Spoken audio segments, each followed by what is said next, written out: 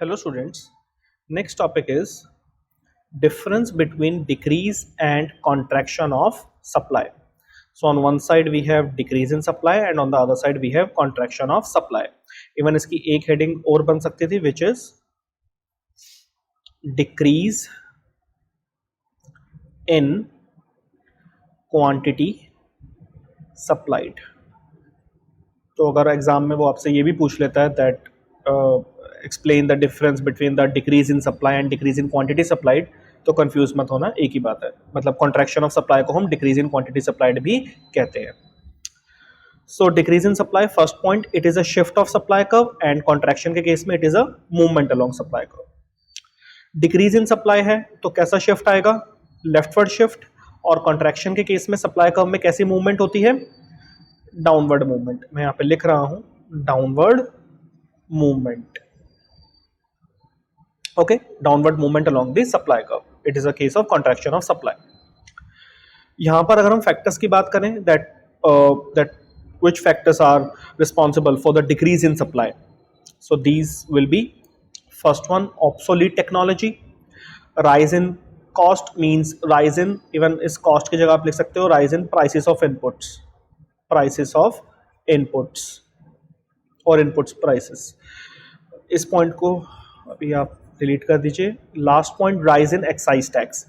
ठीक है, दो पॉइंट इसमें और ऐड कर सकते हैं आप, which includes fall in the number of sellers in the market and expectation of rise in price in future. Okay, यहां पर अगर हम बात करें contraction of supply, it is due to fall in the price of the good, other things remaining the same. तो यहां पे जो फैक्टर है which is responsible for the contraction, it is the price of the good itself.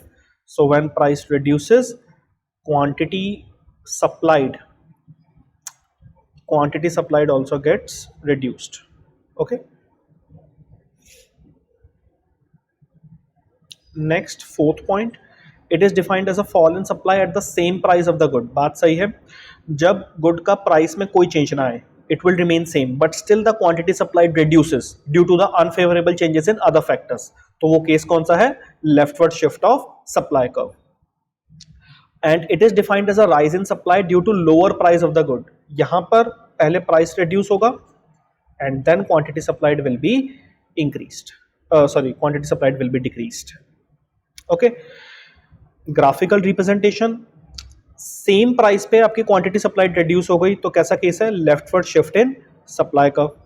Okay, और यहां पर graphical representation क्या है? पहले प्राइस रिड्यूस हुआ है from P to P1 which leads to decrease in quantity supplied, so it shows downward movement along the supply curve. ये था initial combination named as point A.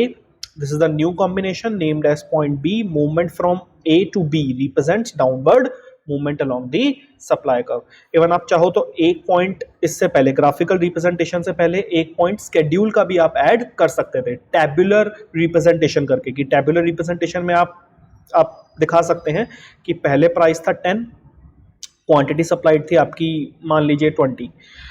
ये था original, this was original schedule. Then अगर हम बात करें revise schedule, तो उसमें प्राइस को आपको सेम रखना है 10 और क्वांटिटी को